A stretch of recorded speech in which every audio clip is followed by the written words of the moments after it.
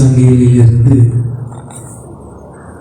விடுதலை பெறுவதற்கு எங்களை அழைத்த எங்கள் நல்ல ஆண்டவரே, ஆண்டவரே, எங்களுடைய வாழ்க்கை, நாங்கள் வாழ்ந்து கொண்டிருக்கிற இந்த உலகம், எங்களை சுற்றி இருக்கிற ஜனங்கள், எங்களை சுற்றி இருக்கிற அத்தனை உலக மக்கள் எப்படி வாழ்ந்து கொண்டிருக்கிறார் என்பதை ஒவ்வொரு நாளும் கவனித்து கொண்டிருக்கிறோம்.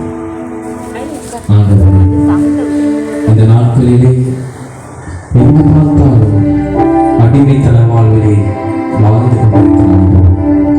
எங்கு பார்த்தாலும் வாலிபர் முதல் பெரியவர் வரை ஏதோ ஒரு அடிமைத்தனத்திற்கு, ஏதோ ஒரு அடிமைத்தனத்திலே வாழ்ந்து கொண்டிருக்கிற ஒரு அனுபவம். போதை, குடிப்பழக்கம், இன்னும் அநேக காரியங்களிலே தங்கள் வாழ்க்கையை அழித்துக் கொண்டிருக்கிற இளைய சமுதாயம்.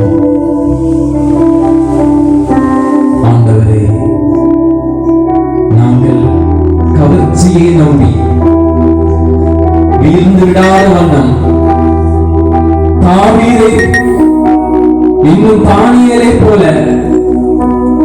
நாங்கள் வாழ்வதற்கு நீங்கள் எங்களுக்கு கற்றுத் தந்தீர். தனக்கு முன்பாக உயர்வான உணவுகள், ராஜ உணவு வைக்கப்பட்டிருந்த பொழுது அதை சாப்பிட மாட்டேன், அது எனக்கு வேண்டாம் என்று அதை தன்னுடைய கவர்ச்சியை கட்டுப்படுத்தி அந்த உணவை உண்ணாமல் அன்பான ஒரு நல்ல ஒரு வாழ்க்கை.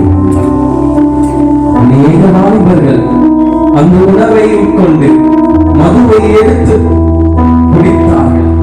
இருந்த போதிலும் தன்னோடு தன் நண்பர்களோடு அங்கே இருந்த அந்த நபர்கள் அந்த உணவையும் மதுவையும் அதை உட்கொள்ளவில்லை. இன்றைக்கு நண்பர்களால் எத்தனையோ வாலிபர்கள் சிதைந்து கொண்டிருக்கிறார்கள், அழிந்து கொண்டிருக்கிறார்கள். இரவு பகல் மாறாது போதைக்கே அடிமையாகி அடிமை தளத்தின் உச்சியில் வாழ்ந்து கொண்டிருக்கிறார்கள். ஒரு மாற்றத்தை வர வேண்டும் என்று கேட்கிறோம். எத்தனையோ குடும்பங்கள் இன்றைக்கு கண்ணீரோடு வேதனையோடு காணப்படுகிறது. என்னுடைய மகன் எங்கே இருக்கிறார், என்னுடைய மகள் என்ன செய்து கொண்டிருக்கிறார் என்று தெரியவில்லை. அவர்கள் வாழ்வில் என்ன காரியத்திலே அடிமைகளாக இருக்கிறார் என்று யாருக்கும் தெரியவில்லை.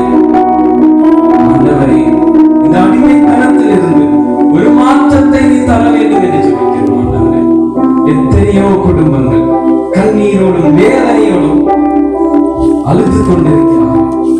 இந்த சமுதாயத்தை சீர்கழித்துக் கொண்டிருக்கிறது. அது குடிப்பழக்கம், விபத்துக்கள் அதிகரித்து